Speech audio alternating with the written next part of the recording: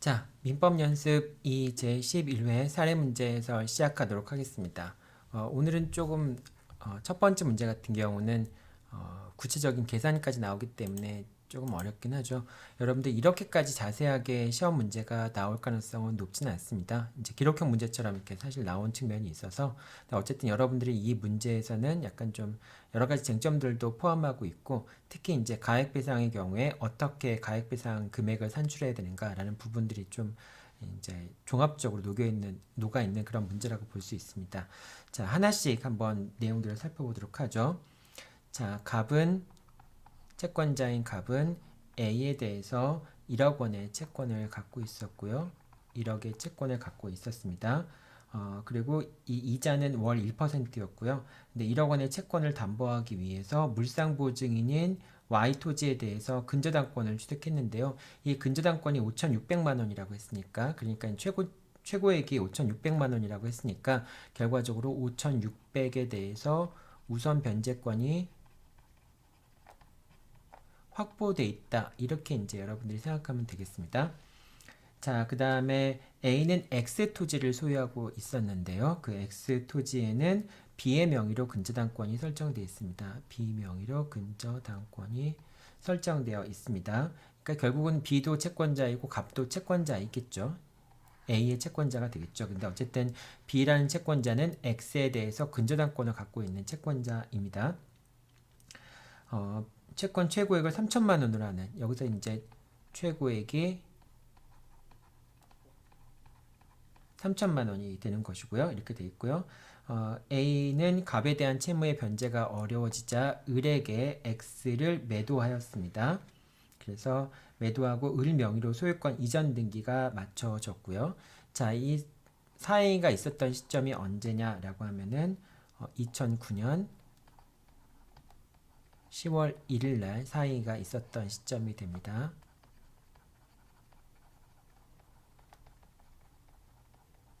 시점이 되겠죠.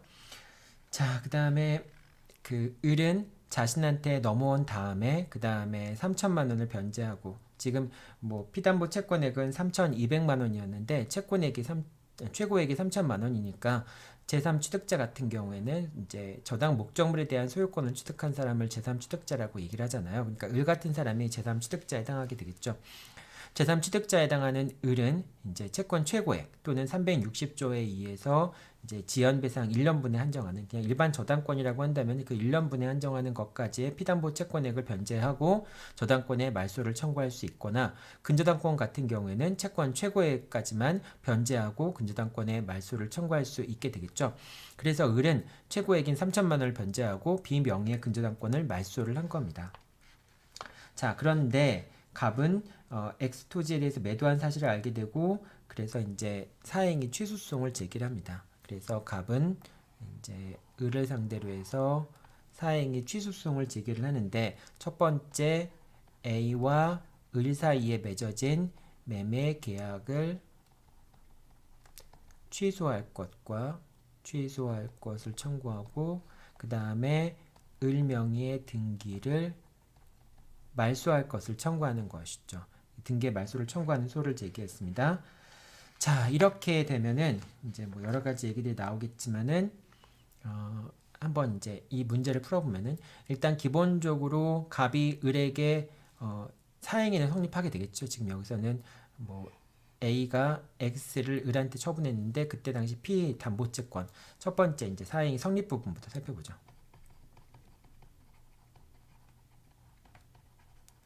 성립 여부부터 살펴봤을 때, 자, 피보전채권이 존재하죠. 피보전채권이 존재하는데, 피보전채권은 얼마입니까? 피보전채권은 지금 1억이 있고요. 그 다음에 5,600만 원이 우선 변제권이 확보돼 있잖아요. 자, 그런데 사행위 시점까지의 피보전채권액은 얼마예요? 사행위 시점이 2009년 10월 1일 날이니까. 근데 지금 채권이 발생한 시점은 2009년 4월 1일 날이었죠. 여기서는 지금 이자가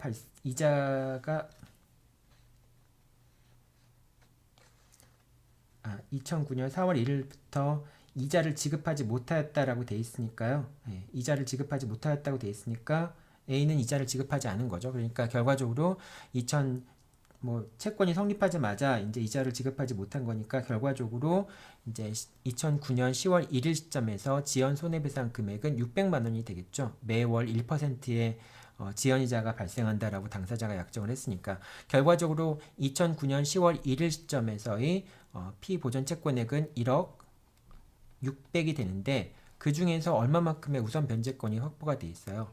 5,600만 원만큼의 우선 변제권이 확보가 돼 있으니까 5,600을 빼면은 그러면은 5천만 원이 남죠. 그래서 이 5천만 원이 피보전 채권입니다. 어쨌든 피보전 채권액이 존재하게 되니까 결과적으로 이제 피보전 채권의 존재라고 하는 요건은 갖춰진 거고요. 두 번째는 이제 사행이 책임지산의 감소가 있었느냐라는 부분인데요. X에 대해서는 B 명의로 근저당권이 설정이 되어 있는데 그 근저당권의 채권 최고액이 3천만 원밖에 안 됐죠. 그리고 X 목적물의 가치는 사행이 시점에서는 얼마였어요?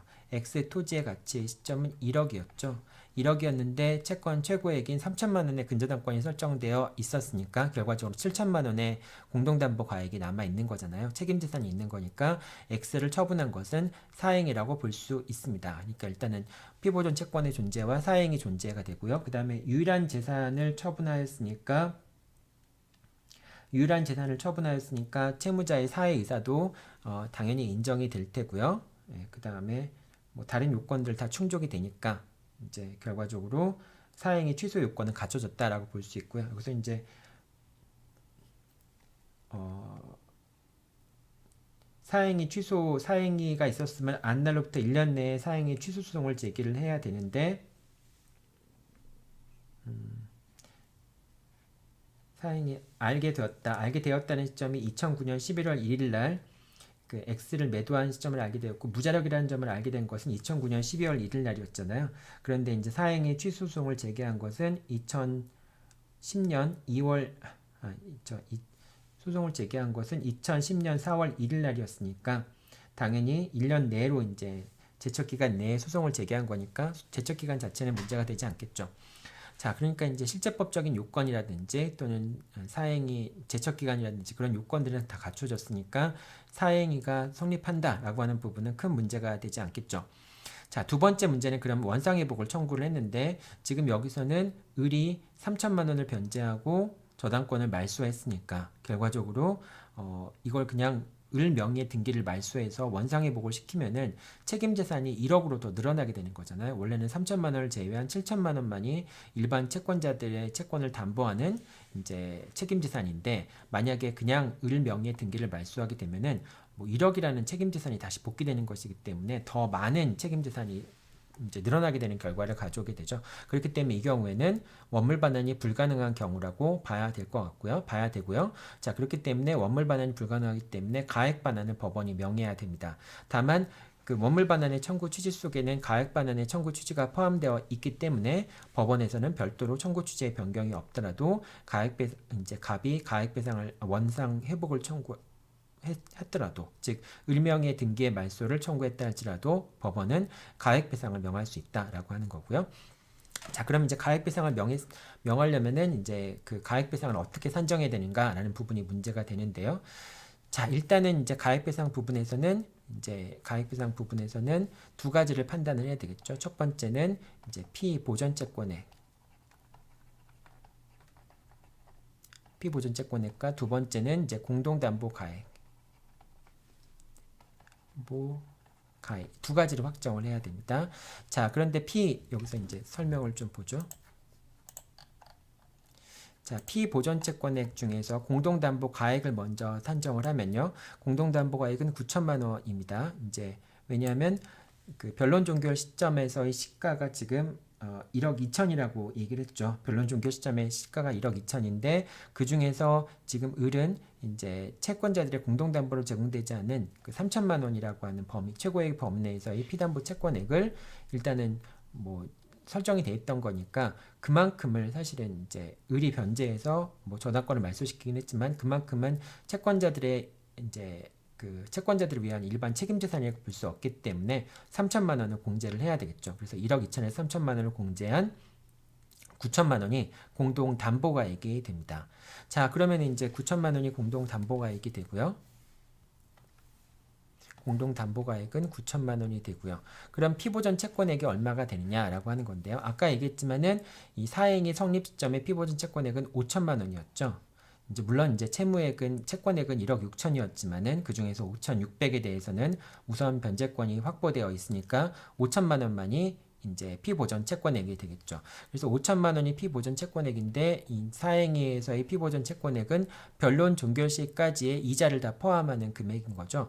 따라서 변론 종결 시의 이자니까 이제 1%니까 매달 50만 원씩 늘어나게 되고요. 그다음에 그 이제 사행위가 있었던 시점이 2009년 10월 1일 날이었는데 변론 종결 시점이 2009년 변론 종결 시점 자체가 2011년 4월 1일 날이었죠. 그러니까 1년 6개월 지난 시점, 18개월 지난 시점에 결국은 변론 종결 시점이니까 그때까지 매월 1% 이자. 그러니까 당사자가 약정한 이자율은 지연 이자율에도 미치게 되죠. 그러니까 매월 1%씩의 지연 이자와 이자가 발생했다고 치면은 결과적으로 이제 900만 원의 이자가 발생한 거라고 볼 수 있겠죠. 18개월 동안에 이제 18개월 동안에 이자가 발생한 거니까 900만 원의 이자가 발생한 거라고 볼 수 있겠죠. 결과적으로 그러니까 변론 종결 시점까지 피보전 채권액은 5,900만 원이 되겠죠.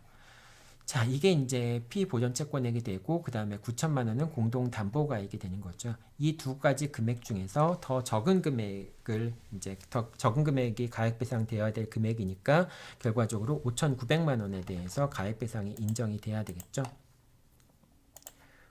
그래서 결과적으로 이제 갑과 A와 을 사이에 체결된 매매 계약이 취소가 되고 그 다음에 을은 갑에게 5,900만 원을 반환해야 되는 그런 결과가 됩니다. 이게 첫 번째 문제입니다. 여러분들 이 문제는 아마 금액이 틀린 사람들도 많을 테고 조금 약간 어렵게 느껴진 사람도 있을 것 같아요. 그러니까 시험 문제에서는 아마 이렇게까지 자세하게 계산하는 문제가 출제되기는 어려울 것 같습니다. 뭐 기록형 문제라면 모르겠지만은 연습 문제에서는 이렇게까지 자세하게 문제가 출제되지는 않겠지만은 어쨌든 여러분들이 요 부분에서의 계산 문제들은 충분히 나올 수 있기 때문에 이렇게 계산 문제가 이렇게 종합적으로 나오기는 어렵겠지만은 좀 너무 복잡하니까 하지만은 이 부분적으로 문제들이 충분히 출제될 수 있는 쟁점들이기 때문에 이 쟁점들을 모아놔서 좀 어려울 뿐이지 각각의 쟁점들은 충분히 이제 시험 문제에 출제될 수 있습니다. 그러니까 잘 여러분들이 이번 기회에 확실히 이해를 해두면 좋겠습니다. 두 번째 문제는 이제 제척 기간 이후에, 그러니까 제척 기간이 지난 경과된 이후에, 그러니까 11년 2월 1일 날이니까 이제 제척 기간이 경과된 거죠. 지금 여기서는 지금 알게 된 시점이 2009년 12월 1일 날이니까 결국 2010년 12월 1일 날 이제 제척 기간이 완료가 된다라고 볼 수 있겠죠. 자, 그래서 제척 기간이 경과된 다음에 그 다음에 이제 그 피보전 채권액을 다른 채권으로 변경하는 것이 가능하냐라고 하는 걸 묻는 건데요. 피보전 채권액의 변경은 피보전 채권의 변경은 이제 공격 방법의 변경에 불과하기 때문에 그래서 피보전 채권을 교환적으로 또는 변경하는 거라든지 하는 거는 제척 기간이 경과해도 사행위 취소 소송이 이제 제척 기간 내에 제기됐다면은 그 이후에 피보전 채권을 변경하거나 교환하는 것도 가능하다라고 하니까 제척 기간의 문제는 발생하지 않는다라고 하는 게 두 번째 문제의 해답이 되겠죠. 자, 그 다음에 세 번째 문제 한번 보도록 하죠. 자, 이문의 1번 문제 한번 같이 보도록 하죠. 이문의 1번 문제 A와 이제 갑이 있었고요. 이제 A는 갑에 대해서 채권을 갖고 있었죠. A는 갑에 대해서 채권을 갖고 있었고 2억 원의 채권을 갖고 있었습니다. 2억 원의 채권을 갖고 있었고 갑은 자신이 유일한 엑스토지가 있었는데 그 엑스토지를 을에게 매도를 했죠. 그 다음에 을은 다시 이 엑스토지를 B에게 매도를 하면서 B의 명의로 이제 가등기를 해뒀습니다. 가등기를 해두고 을은 자신의 명의로 소유권 이전 등기를 했겠죠. 등기를 하게 됩니다. 자, 이런 상황에서 채권자 A는 이제 을을 상대로 해서 사행위 취소소송을 제기했습니다. 사행위 취소소송을 제기를 해서 결과적으로 승소 판결을 받았고요. 사의가 있었던 시점은 2010년 3월 1일 날 매매 계약을 체결했으니까 2010년 3월 1일 날 사행위가 있었고요. 여기서는 지금 이미 을을 상대로 해서 사행위 취소 소송이 이제 사행위 취소 소송에서 A가 승소를 했죠.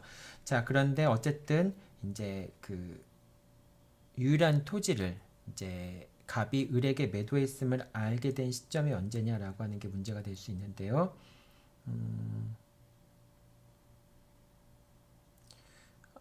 이제 판결했다. 위 을과 B도 알 수 있고 비로소 그러니까 A가 알게 된 시점은 이제 2011년 10월 1일 날 사행위가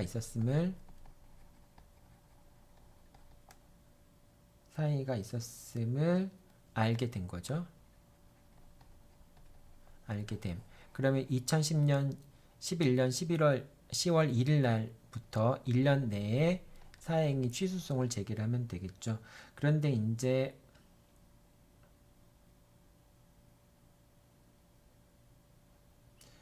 A는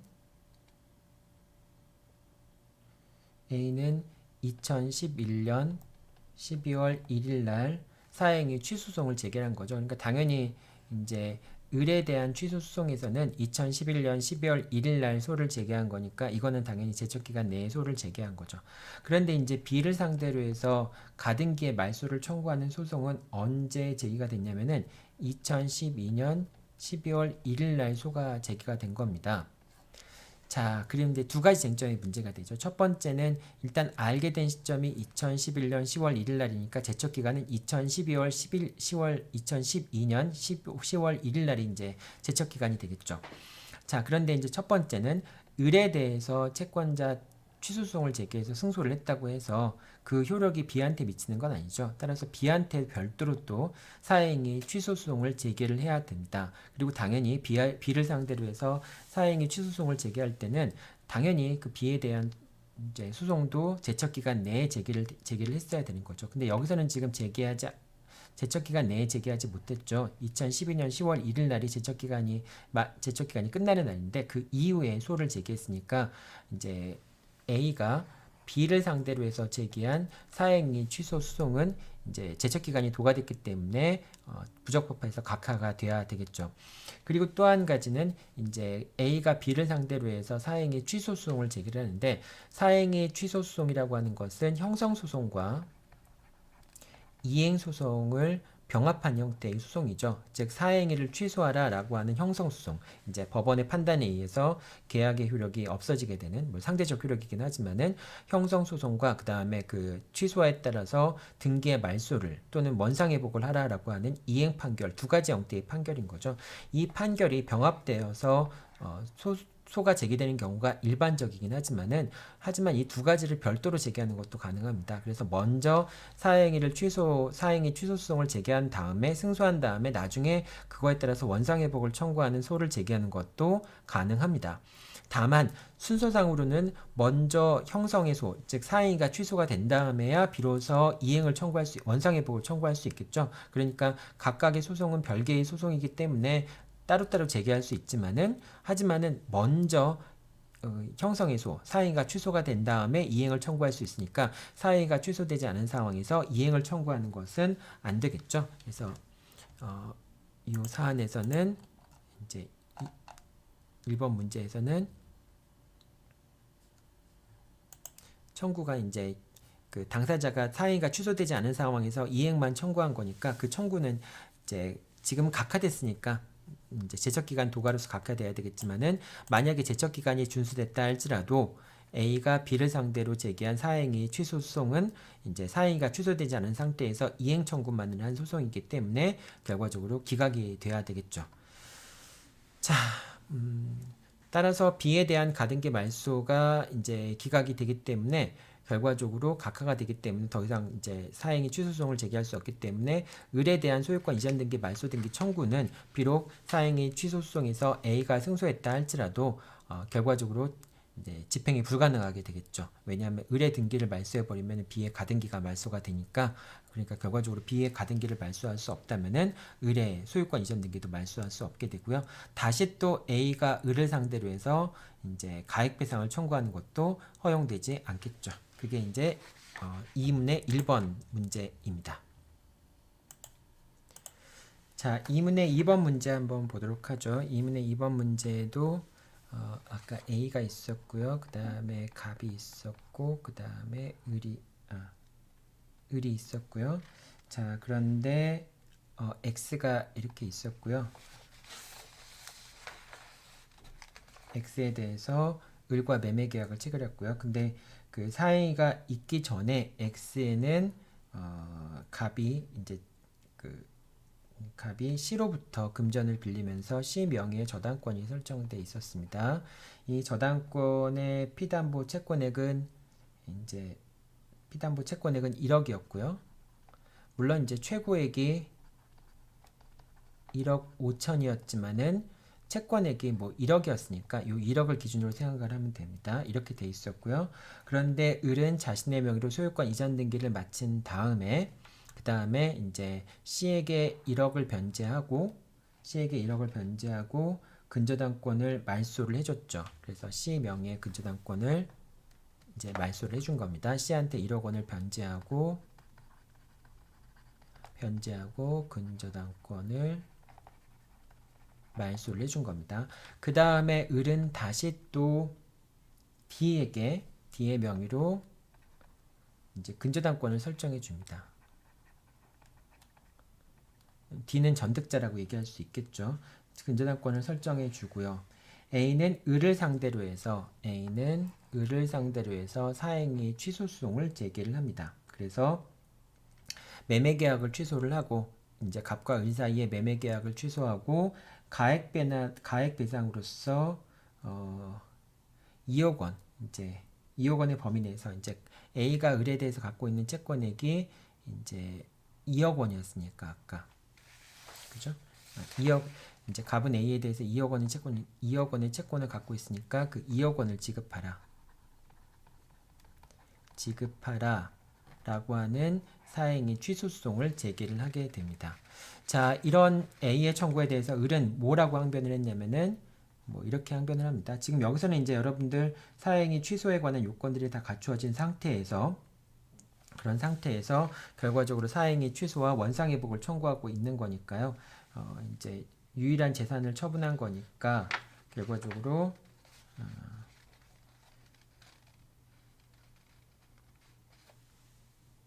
자기 이제 유일한 재산을 처분한 거니까 사행위 요건이 성립된 거라고 볼 수 있고요.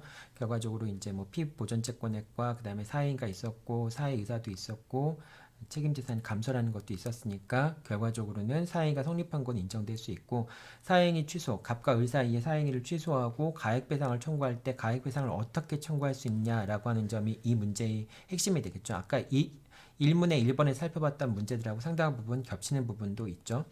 한번 봅시다. 2억을 지급하라라고 얘기를 했는데 거기에 대해서 이제 을이 뭐라고 항변했냐면은 첫 번째 항변은 부동산의 시가 3억 원에 매매하였기 때문에 책임 재산에는 변동이 없으므로 사행위가 성립하지 않는다라는 얘기가 됐지만은 자, 매매 계약이라고 하는 건 사실 재산을 감소시키는 건 아닌 거거든요. 왜냐하면 재산을 넘기지만은 그것에 대해서 매매 대금을 취득하기 때문에 유상 계약이잖아요. 유상 계약이기 때문에 재산이 감소하는 건 아니지만은 부동산이라고 하는 재산은 강제 집행할 수 있지만 현금이라고 하는 재산은 강제 집행하기가 어렵게 되거든요. 그렇기 때문에 부동산을 현금화하는 것도 채권자들을 해야 하는 사행이라고 볼 수가 있게 됩니다. 그러니까 첫 번째 주장은 이유가 없고요. 두 번째 주장입니다. 두 번째 주장은 을이 아직 등기부상의 소유자이므로 원물 반환을 청구할 수 있을 뿐이고 가액 반환을 청구할 수 없다. 을이 비록 등기부상의 소유자이지만은 X 부동산이 지금 이제 X에 설정되어 있던 C 명의의 저당권이 말소된 거 아니에요? 말소됐으니까 이 상태에서 을 명의의 등기를 말소하게 되면은 그럼 책임 재산이 더 많이 복귀되는 거니까 이거는 이제 허용되지 않겠죠. 그래서 비록 을의 등기부상 명의이라 할지라도 가액배상을 청구할 수밖에 없는 것이고요. 그리고 설사 이제 뭐 사행위가 성립한다 할지라도 C 명의의 근저당권의 최고액 세 번째는 이제 가액배상을 청구할 때도 1억 5천 최고액 1억 5천이 있었으니까 C에 대해서 1억 5천이 있었고 그 다음에 D 명의로 저당권이 설정되어 있는데 그때 최고액이 D 명의로부터 근저당권을 설정했다라고 하는데 1억 5천짜리 근저당권을 설정해 준 거죠. 자, 이렇게 이제 항변을 하는데 첫 번째 C에게 변제한 것은 이제 우리가 고려할 필요가 있죠. 자, 여기서 이제 가액 배상을 하기 위해서는 첫 번째 피보전 채권액을 확정을 해야 되는데요. 지금 여기서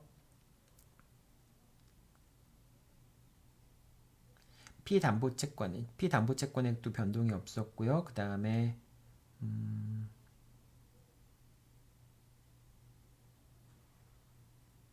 시가는 2억 5천이었고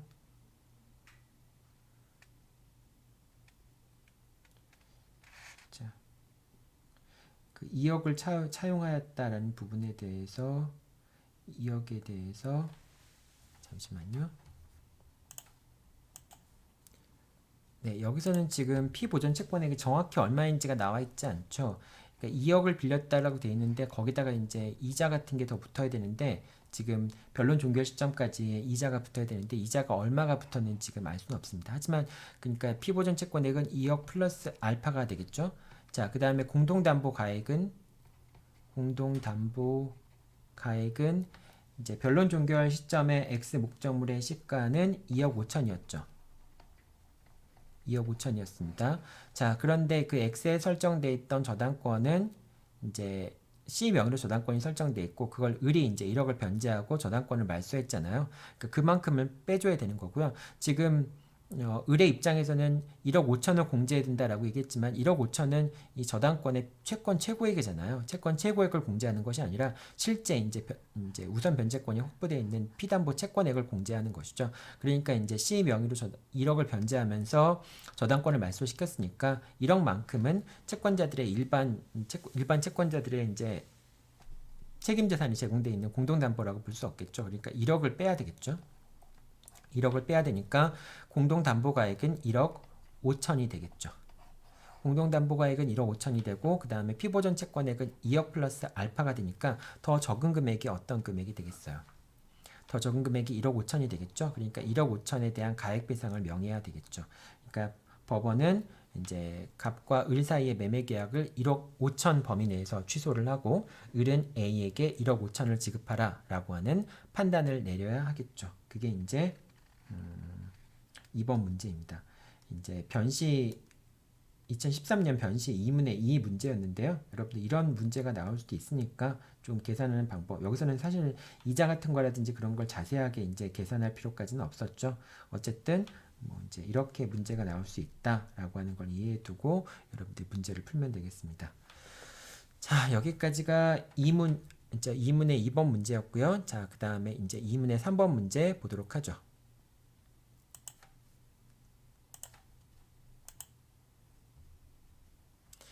자, 2문의 3번 문제 같은 경우에는 이제 이거 이렇게 되는 겁니다. 2문의 3번 문제 같은 경우에는 이제 A가 있었고요. 그 다음에 갑이 있었고 갑은 C로부터 2억 원을 이제 빌렸는데 C가 채무를 독촉하자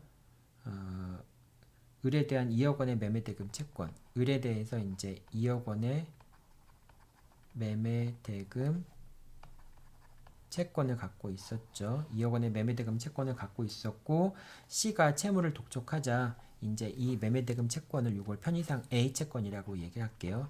이 A 채권이라고 얘기하면 좀 그렇고 이거를 X 채권이라고 얘기할게요.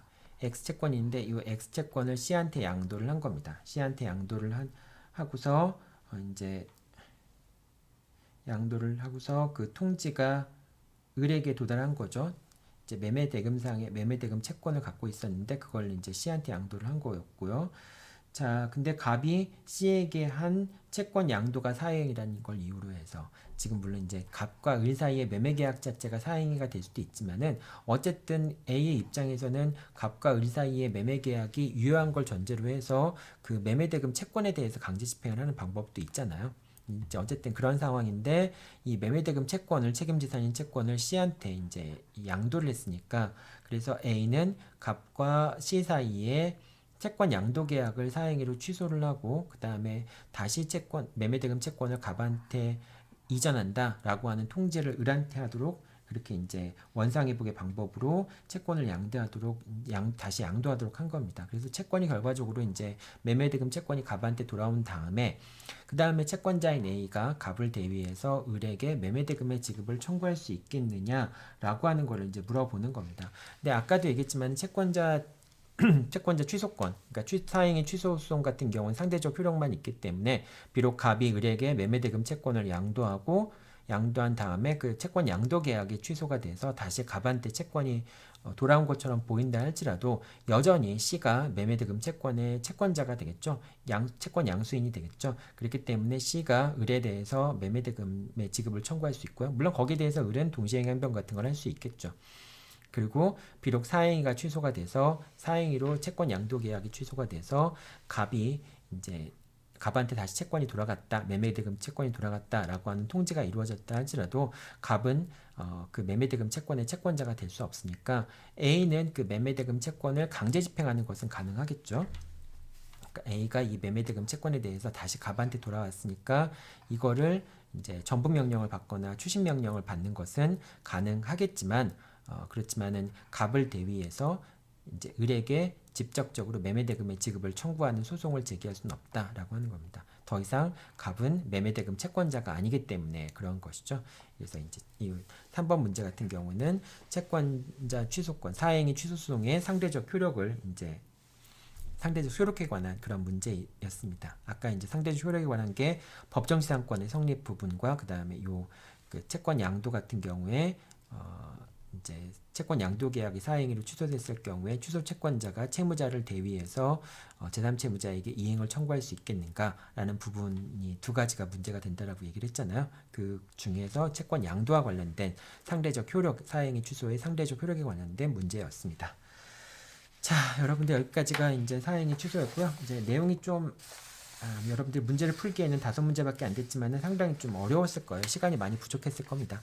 그러니까 여러분도 조금 이렇게 좀 압박받는 상황에서 시험 문제 푸는 거를 계속적으로 좀 연습하길 바라고요. 학기 말이 가까워 오는데 여러분들 좀 지치겠지만은 다시 한번 힘내서